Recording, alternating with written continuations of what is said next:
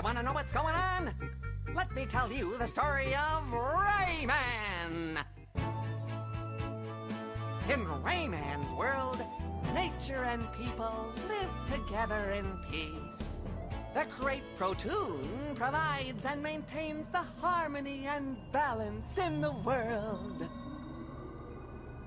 Sorry, folks. This apparently can't last. One fateful day, the evil Mr. Dark steals the great Protoon and defeats Spatilla the fairy as she tries to protect it. The Electoons, who used to gravitate around it, lose their natural stability and scatter all over the world! Troublesome, isn't it? And untidy, too. In this now unbalanced world, strange phenomena begin to occur.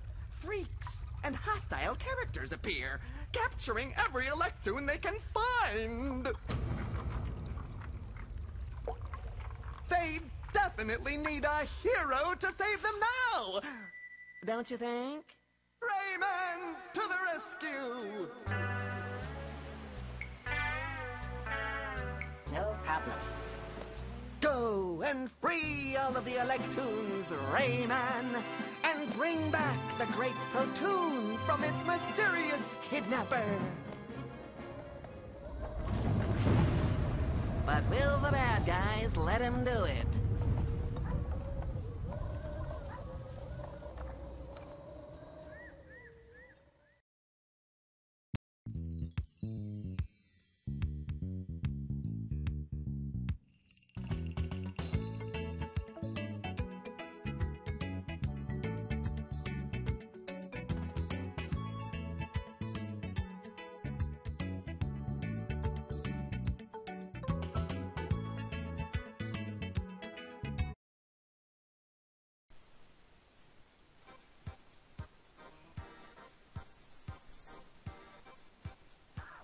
Hello everyone, and welcome to Let's Play Rayman.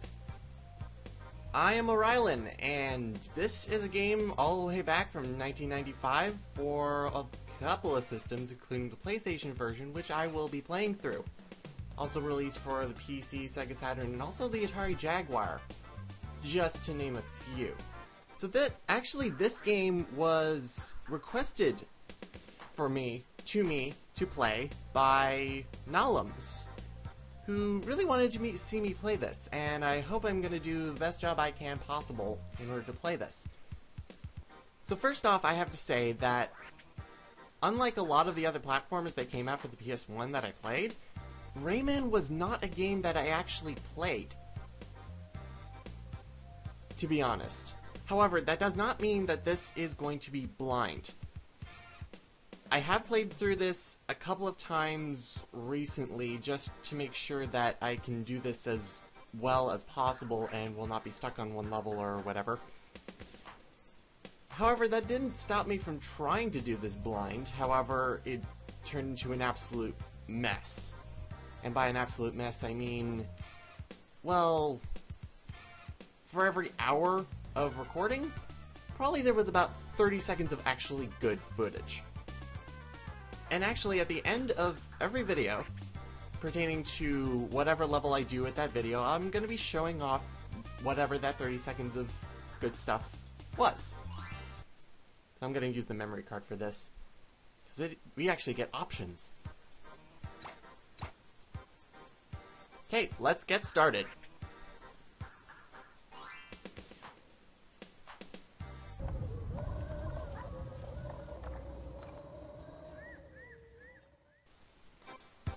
Now, at first I was wondering why they showed the scene with Mr. Dark again. But then I realized that we're actually looking through his binoculars. The world map, the level select screen, is actually through his binoculars, which is actually pretty cool. So, let's get on with Pink Plant Woods in the Dream Forest. And for every time you start a world, you get this loading screen.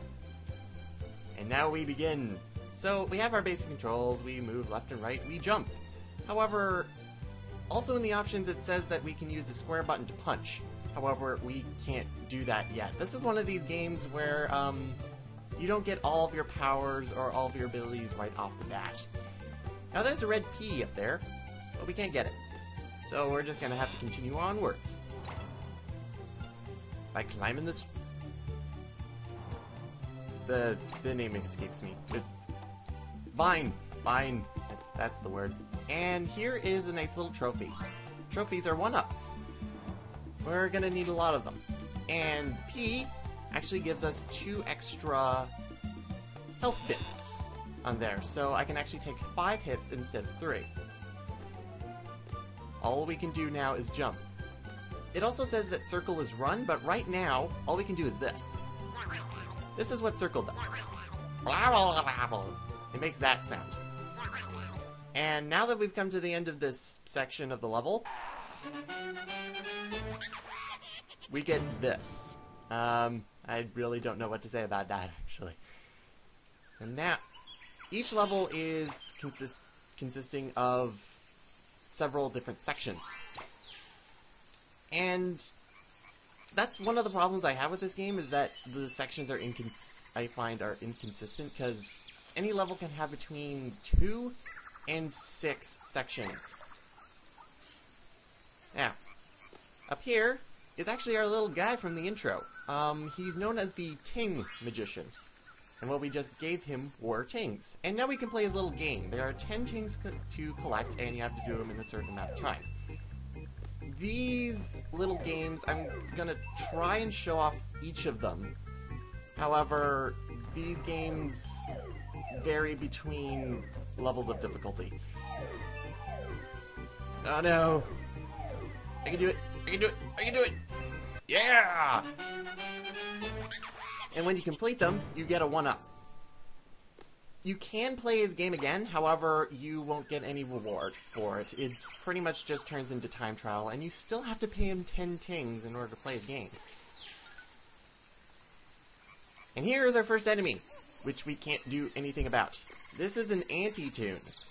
So we're trying to find elect tunes, and of course in the intro sequence, which kind of gives the story away, so I can't really talk about that. Pretty much an anti-tune, which just kind of pops out of nowhere in some cases, is the opposite of the elect tunes that we are trying to save. We still can't do anything about them, so all we have to do is pretty much just dodge them. Now, actually... Whoop. How about there? You can see that there's a cage up there? I can't do anything about that. We have to leave the cage for now. And I really don't like doing that. And up and down here is actually a photographer. Ah! Photographers are checkpoints, and this is another enemy here. He's known as Livingstone? Livingstone? I want to say Livingston because he kind of looks like a ranger... jungle explorer, I guess would be the correct term. And we also have piranhas. We can't do anything down here. We can't do a lot of things. But we will soon enough. Such as right here. This is a meadow where we meet Batilla the Fairy. Batilla is going to be our person who is going to help us and give us pretty much all of our powers which we don't have. So she just zapped us in our nice little circle in our center here, and now we have the ability to punch. Punching entails pretty much pressing square. However, we can hold it and wind up our punch in order to make it go even further. Jumping and punching pretty much just means, or is kind of like the middle, but it also adds as like a really quick charge. And these sections pretty much are just tutorials. So there we go. And now we actually get to use the punch. See this cage? Punch it. And we open the cage and get a nice smiley face. Nice pink smiley face. The smiley faces, there are 6, and correspond to each cage that are in each level. There are 6 cages in each level, we have to open all of them. Now what I just did was actually punch these fruits. I really don't know what they're actually supposed to be, whether they be plums or eggplants. They're just fruit, and I'm not really good at this at all. Oh well, I can get this one. This is the Golden Fist power-up. The Golden Fist pretty much makes us do twice as much damage, around that much. It makes our punch more powerful is what I'm getting at. Yes! And I can also get it on its head in order to get the one with the swirling S on top of it. This is a speed power-up, which makes our punch not only glitter and sparkle, but there are 3 levels to getting the speed power-up. We can collect up to 3, and he is just gonna keep going. He is so depressed. Oh. And these are tiny Livingstons. And there we go. And now we can actually deal with the piranhas as I break their teeth, and we can't get that one up, so I'm gonna have to leave it, like everything else in this part of the game. One up, there we go. 8 is not bad, but we definitely need a lot more if we're gonna actually do anything with this. Now one thing I've neglected to mention is well, pretty much the sound effects, the tingling sound effects. Every time you hear that, that means something has appeared in the level. And I hate that sound effect because this game is really paranoia to me. Because you hear that sound effect and then you have to go, okay, what appeared and where? And the game does not tell you. Let's punch this fruit and not on the guy's head. Go away. This guy also grabs you. The little Livingstons grab you, and they're not pleasant. Now, if I push this, one thing I do have to praise is that you see how this fruit is bouncing on the inclines? I really like the attention to detail with the slopes, even though it really makes the game a bit of an annoyance. Now we can go down, get the 1-up. And 1-ups actually serve one of 2 purposes. One, it gives us more lives, and the other one is that it fully heals you if you've taken any damage. So, you have a couple of ways of healing in this game, and that is a sweeper, and we don't want to deal with the sweeper. Except the sweepers want to deal with us, whether we like it or not. Easy now. Ah! Plus the camera is a bit of an annoyance too, because you really have to adjust the camera a lot in order to see where you're going and what you're going to be running into. And the backswing. I've been backswing. Oh well. Now we can get this in the water and actually go down here for another meeting with the Ting Magician. One thing I do have to say about the Ting Magician is the difference between the PlayStation version and the PC version. He actually has different voice. He actually has a different voice in the PC version compared to the PlayStation version. As I'm going up here for his second game, so we got to collect more Tings, and this seems simple enough. However, some of the jumps are a bit more precarious because you have to pretty much jump right at the edge in order to make the next jump. There we go. And almost at the end of every game, they spread out the Tings just to make sure that you barely have any time in order to collect all of them. We'll see that very soon, I think. We deal with more sweepers, and let's go up. Let's go up there. Thank you. Because there's a 1-up here. However, that kind of triggers 3 Livingstons. And down there is one of the ways that sweepers can show up. And we have to deal with it. We have to deal with him. This guy is known as a hunter. And you can only hit him when he is reloading. When he's beginning to shoot, you can't do anything about him. So now we have collected 3 cages. That's half the cages in the level. However, as you noticed, we did not collect all of them, and we saw that there were a couple more before we had the punch power-up.